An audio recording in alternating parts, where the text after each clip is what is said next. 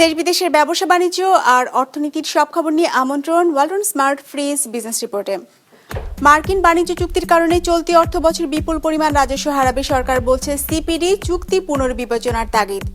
দেশে জ্বালানি তেলের সংকট নেই দাবি সরকারের, অন্যদিকে সরবরাহ না থাকার অজুহাতে বন্ধ অনেক পেট্রোল পাম্প। নারীর ক্ষমতায়নের লক্ষ্যে ফ্যামিলি কার্ড কর্মসূচি চালু করল সরকার, প্রথম দিনে দেয়া হলো 37,000 কার্ড। এমন সব খবর নিয়েই আমাদের আজকের আয়োজন।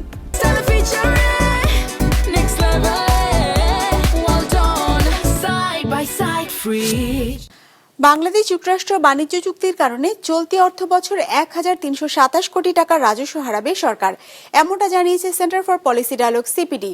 মঙ্গলবার 2026-27 অর্থ বছরের বাজেট সুপারিশমালার শীর্ষক গোলটেবিল বৈঠকে এ তথ্য তুলে ধরা হয়। সিপিডি বলছে, বাণিজ্য চুক্তির আওতায় যুক্তরাষ্ট্রের প্রায় 7,000 পণ্যের শুল্কমুক্ত সুবিধা দিতে হবে বাংলাদেশকে।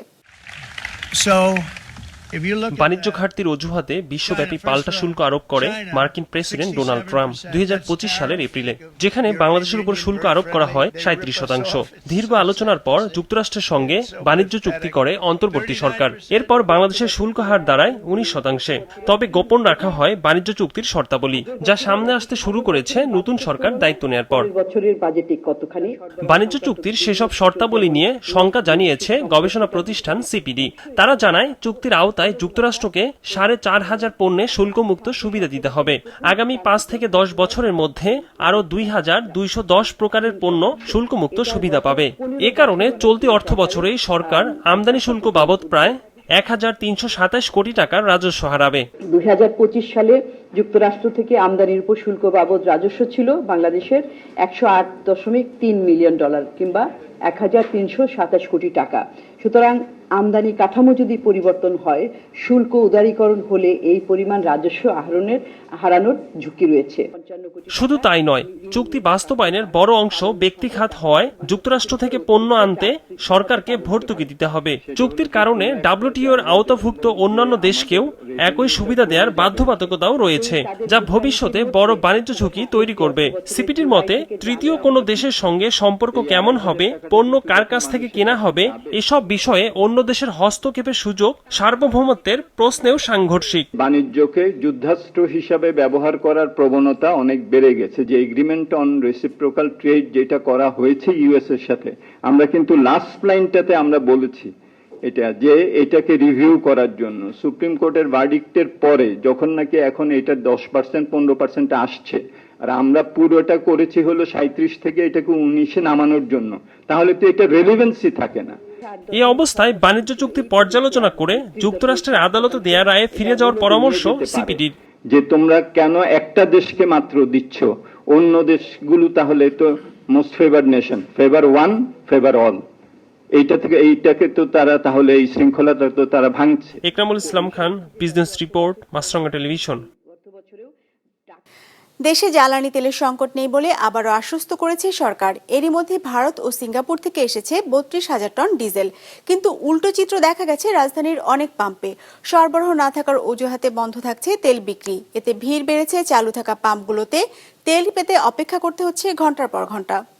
আমাদের এখানে ভাই কোনো প্রকারের তেল নেই, তেল শেষ, only gas.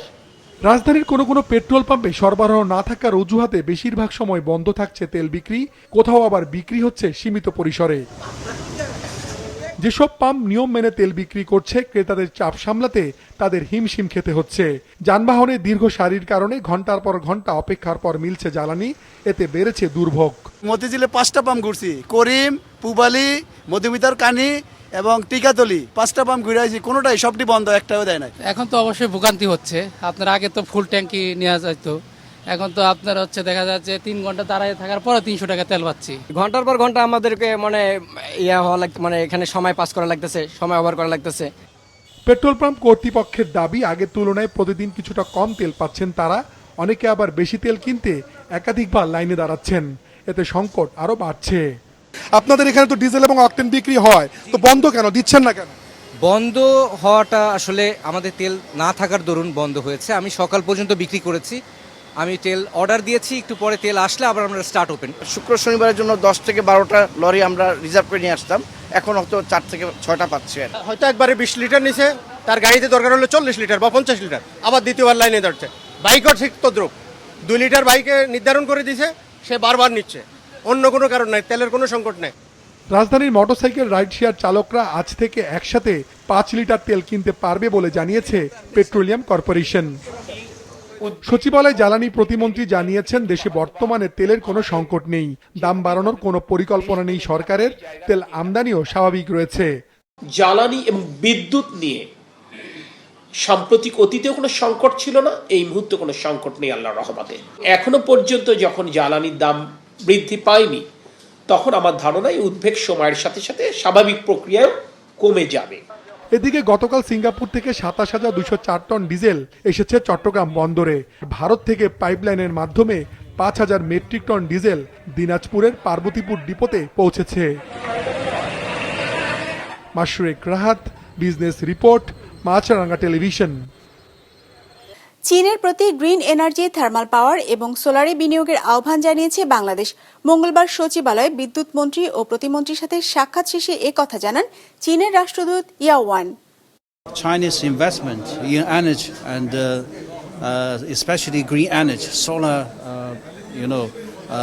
this area for cooperation. They also mentioned about some pipeline projects, and definitely we face the common challenges which is unfolding in Middle East. So we are discussing which way we can work together to overcome these challenges.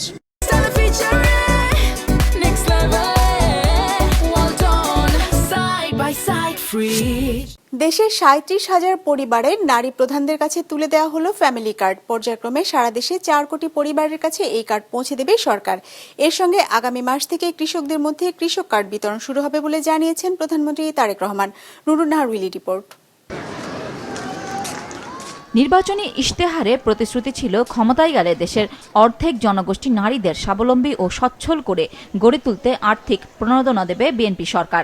বিপুল সংখ্যাগরিষ্ঠতা নিয়ে সরকার গঠনের 1 মাসের মধ্যেই সেই প্রতিশ্রুতি বাস্তবায়ন শুরু করলেন প্রধানমন্ত্রী তারেক রহমান। সকালে রাজধানীর মহাখালীর করাইল বস্তি সংলগ্ন টিএনটি মাঠে নিম্ন আয়ের পরিবারের নারীদের হাতে কার্ড তুলে দেন প্রধানমন্ত্রী। যারা প্রধানমন্ত্রীর হাত থেকে ফ্যামিলি কার্ড পেলেন তারাও ছিলেন উচ্ছ্বসিত। আমরা এই কার্ডটা পেয়ে যেমন ধরেন আমার বাচ্চার খাতা কিনতে পারবো, কি কলম কিনে দিতে পারবো, কি 1 মাসের চাল ডাল এগুলো আমি কিনে অনেক সহযোগিতা করব। আমার এই টাকা দিয়ে আমি আমার সংসারের কিছুটা মুক্ত করতে পারবো, যেন আমার স্বামীর পাশে দাঁড়াতে পারবো। সমাজ কল্যাণ মন্ত্রী জানান, নারীদের স্বাবলম্বী করা গেলেই এগিয়ে যাবে দেশ। পাইলট প্রকল্পের কার্যক্রমে ভুল ত্রুটি থাকলে তা সংশোধন করবে সরকার। কোনো ধরনের রাজনীতি দুর্নীতি করার কোনো সুযোগ নেই। বাংলাদেশ জাতীয়তাবাদী দলের রাজনৈতিক কর্মসূচি বাস্তবায়ন করছে বর্তমান সরকার। অনুষ্ঠানে প্রধানমন্ত্রী বলেন, ফ্যামিলি কার্ড শুধু নির্বাচনী প্রতিশ্রুতি নয়, একটি পরিবারের নারীর হাতকে শক্তিশালী করার দীর্ঘদিনের পরিকল্পনা ছিল বিএনপির। আমার সরকার পর্যায়ক্রমিকভাবে বাংলাদেশে যে 4 কোটি পরিবার রয়েছে, সেই 4 কোটি পরিবারের যারা নারী প্রধান তাদের কাছে আগামী 5 বছরের মধ্যে ইনশাল্লাহ পর্যায়ক্রমিকভাবে সকলের কাছে আমরা এই ফ্যামিলি কার্ড নিয়ে যেতে সক্ষম হব ইনশাল্লাহ। সরকার প্রধান বলেন, নারীদের পেছনে রেখে দেশের উন্নয়ন সম্ভব নয়। তিনি জানান, ফ্যামিলি কার্ডের মতো আগামী মাসের মধ্যেই নির্বাচনী প্রতিশ্রুতির কৃষক কার্ডও তুলে দেবেন প্রান্তিক কৃষকদের হাতে। আগামী মাসের ভেতরে আমরা কৃষক ভাইদের কাছে, বহু কৃষক ভাইদের কাছে আমরা কৃষক কার্ড তুলে দিতে সক্ষম হব ইনশাআল্লাহ। বিএনপি সরকার সব প্রতিশ্রুতি বাস্তবায়নে বদ্ধপরিকর জানিয়ে মধ্যপ্রাচ্য পরিস্থিতিতে সবাইকে ধৈর্য ধরার আহ্বান জানান প্রধানমন্ত্রী। এই দেশের মানুষের প্রত্যাশা বর্তমান নির্বাচিত সরকারের কাছে অনেক, সেটি আমরা বুঝতে পারি।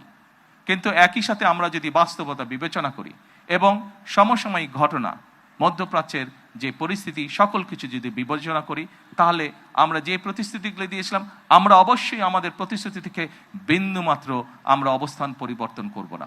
হয়তো সমসাময়িক বৈশ্বিক পরিস্থিতির কারণে ক্ষেত্র বিশেষে হয়তো আমাদের কিছু কিছু ক্ষেত্রে সময় বেশি লাগতে পারে।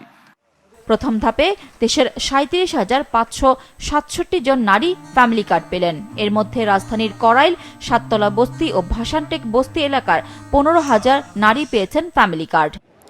ত্রয়োদশ জাতীয় সংসদ নির্বাচনের সময় নির্বাচনী ইশতেহারে বিএনপি যেসব প্রতিশ্রুতি দিয়েছিল তার অন্যতম প্রতিশ্রুতি ছিল ফ্যামিলি কার্ড।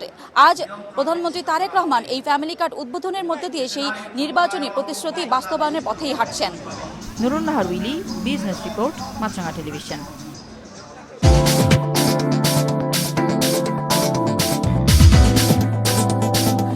ইতিবাচক ধারায় শেষ হয়েছে ঢাকা স্টক এক্সচেঞ্জের লেনদেন। সার্বিক সূচক ডিএসসি এক্স 148 পয়েন্ট বেড়ে দাঁড়িয়েছে 5289-তে। বেচা কেনা হয়েছে 593 কোটি টাকার। লেনদেনে অংশ নেওয়া প্রতিষ্ঠানগুলোর মধ্যে দর বেড়েছে 339টির, কমেছে 13টির, আর অপরিবর্তিত আছে 37টির দর। এবার বাজার নিয়ে বিশ্লেষণ শুনবো সিটি ব্যাংক ক্যাপিটালের।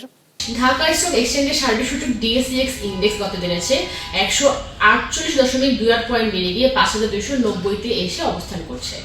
আজ দিনের শুরুতে মার্কেট ঊর্ধ্বগতি নিয়ে লেনদেন শুরু করে। দিনের পুরোটার সময় জুড়ে ইনভেস্টরদের মধ্যে বাই করার প্রবণতা লক্ষ্য করা যায়, যার ফলস্বরূপ দিন শেষে মার্কেট 148.28 পয়েন্ট পজিটিভ নিয়ে আজকে তার লেনদেন শেষ করে। আজ মার্কেটে লেনদেনরত কোম্পানিগুলোর মধ্যে শেয়ার মূল্য বেড়েছে 339টি, কমেছে 13টি এবং অপরিবর্তিত ছিল 37টি কোম্পানির শেয়ার মূল্য। আজ মার্কেটে টোটাল টার্নওভার ছিল 594 কোটি টাকা।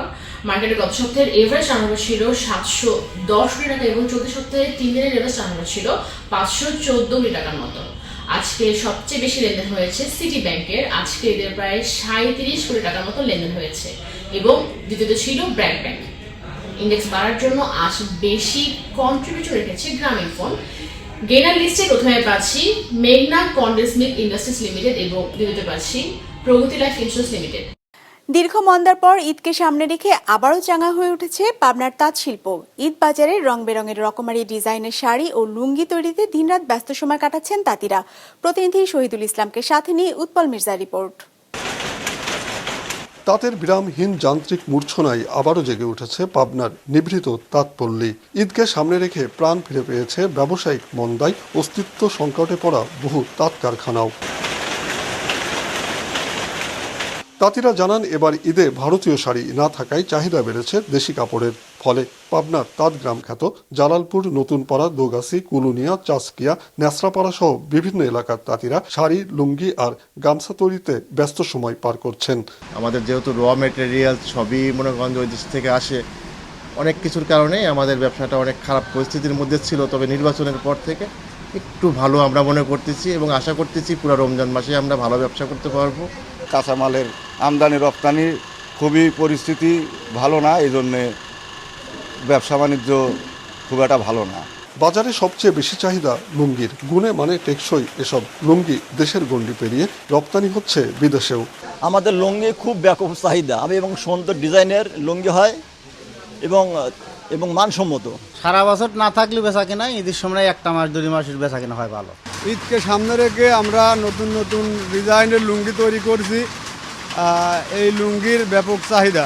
এছাড়া পাবনায় তাঁতের শাড়ির চাহিদাও যথেষ্ট। তবে রং সুতার মূল্য বৃদ্ধি সহ ব্যবসায়িক মন্দায় পুঁজি সংকটে পড়েছে অনেক ক্ষুদ্র তাঁতি। রং আসতো বিদেশ থেকে, রঙালারা যাইছে তাই ব্যবহৃত, এইসব আমাদের তাঁতিরা অনেকটাই ক্ষতিগ্রস্ত আর কি। কারণ সামনে রোজারি ধান চাপ আছে, কিন্তু আমাদের পুঁজিপাঠে কিছুই নাই। যান্ত্রিক তাঁতের সাথে অসম প্রতিযোগিতায় ইতোমধ্যেই বিলুপ্তির পথে হস্তচালিত তাঁত। কাঁচামালের মূল্য নিয়ন্ত্রণ এবং ভারতীয় সহ বিদেশি কাপড়ের প্রভাব কমানো না গেলে অস্তিত্ব সংকটে পড়বে ব্যবসায়িক মন্দায় টিকে থাকা জেলার তাঁত শিল্প। Utpal Mirza, business report, Maasranga television. বিশ্ববাজারে তেলের দরে অস্থিরতা আরও বেড়েছে। ব্যারেল প্রতি দর উঠেছে $120। যুক্তরাষ্ট্র ও ইসরায়েল হামলা অব্যাহত রাখলে মধ্যপ্রাচ্য থেকে তেল রপ্তানি বন্ধের হুমকি দিয়েছে ইরান। পাল্টা হুঁশিয়ারি দিয়ে মার্কিন প্রেসিডেন্ট বলেছেন, হরমুজ প্রণালী দখলে নেওয়া জরুরি।